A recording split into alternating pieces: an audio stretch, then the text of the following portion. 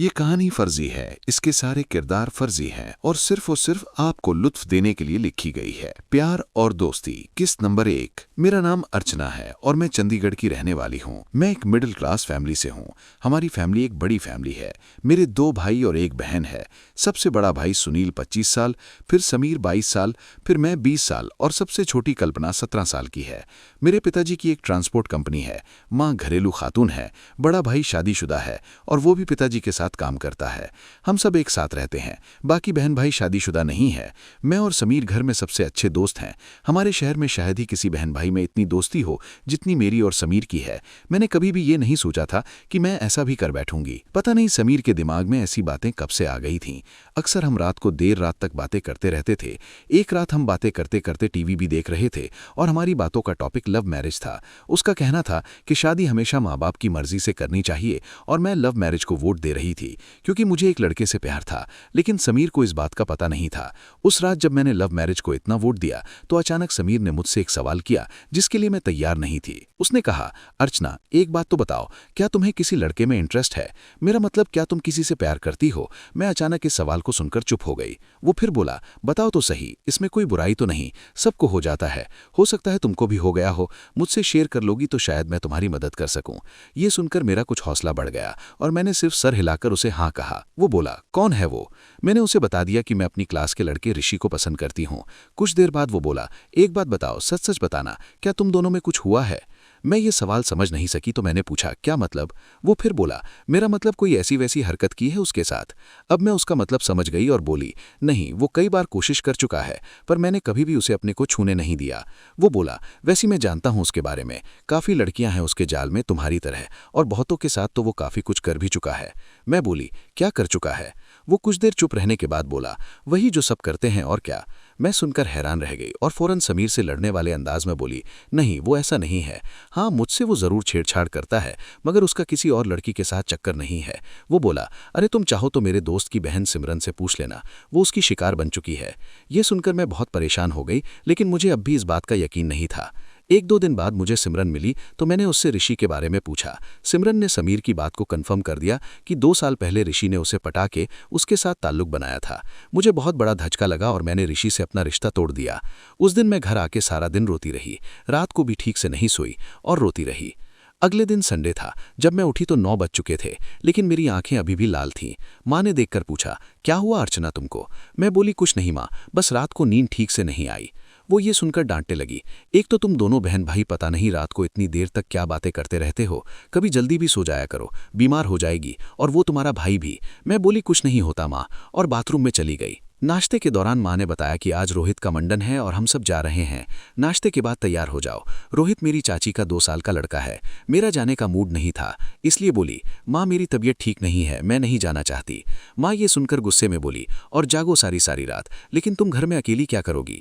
समीर बोला, माँ मैं भी नहीं जाना चाह रहा, मैं अर्चना के पास रहता हूँ, आप लोग चले जाओ।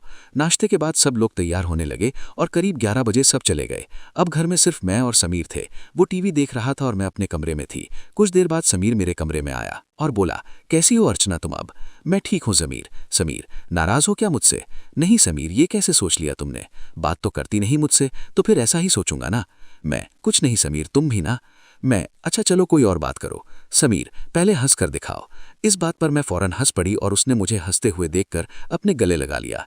उसने मेरे माथे पर बोसा भी दिया। उसने पहले कभी ऐसा नहीं किया था। मुझे बहुत अच्छा लगा और मैं उससे और भी चिपक गई। हम यूं ही कोई 2-3 मिनट तक रहे। फिर मैंने भाई से पूछा, समीर एक बात तो बताओ। समीर, क्या? मैं, क्या सब लड़के हम लड़कियों के बारे में ऐसा ही सोचते हैं? ज़्यादातर लड़के आजकल ऐसा ही सोचते हैं। क्या तुम भी किसी के लिए ऐसा सोचते हो? हो सकता है। किसके लिए? कोई भी हो सकती है, तुम्हें इससे क्या मतलब? नहीं, मुझे बताओ ना। छोड़ो इस बात को, अब कैसी बातें कर रही हो तुम?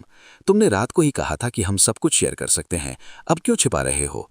समीर, अच्छा देख लो, तुम जानती हो कि मैं काफ़ी बोल्ड हूँ, अगर कुछ बोल दिया तो किसी को बताना नहीं। नहीं बताऊंगी, अब बताओ ना।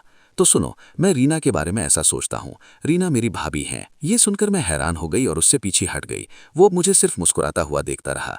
मेरी समझ में नहीं आ रहा था कि अब मैं उससे क्या कहूँ। फिर मैं बोली, समीर तुम्हारा क्या मतलब है? क्या तुम भाभी की बात कर रहे हो? समीर, हाँ उसी की बात कर रहा हूँ। और एक बात बताऊँ तुम्हें, उसे भी ये पता है और उसे भी ये जानकर अच्छा लगा था। अब तो मेरी हैरत की कोई हद न रही। मेरी समझ में नहीं आ रहा था कि वो क्या कह रहा है।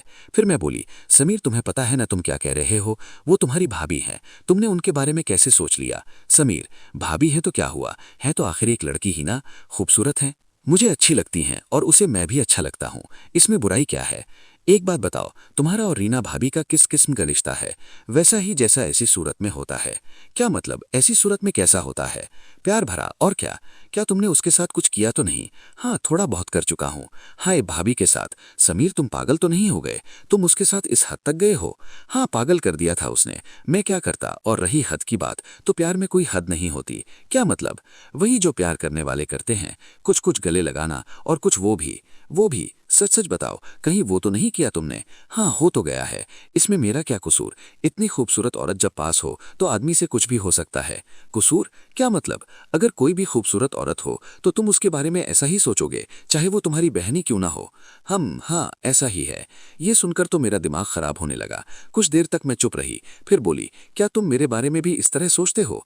देखो अर्चना, तुम मेरी सबसे अच्छी दोस्त हो, बहन भी हो, इसलिए तुमसे कुछ नहीं छुपाऊंगा। हाँ, तुम मुझे अपनी तरफ अट्रैक्ट करती हो।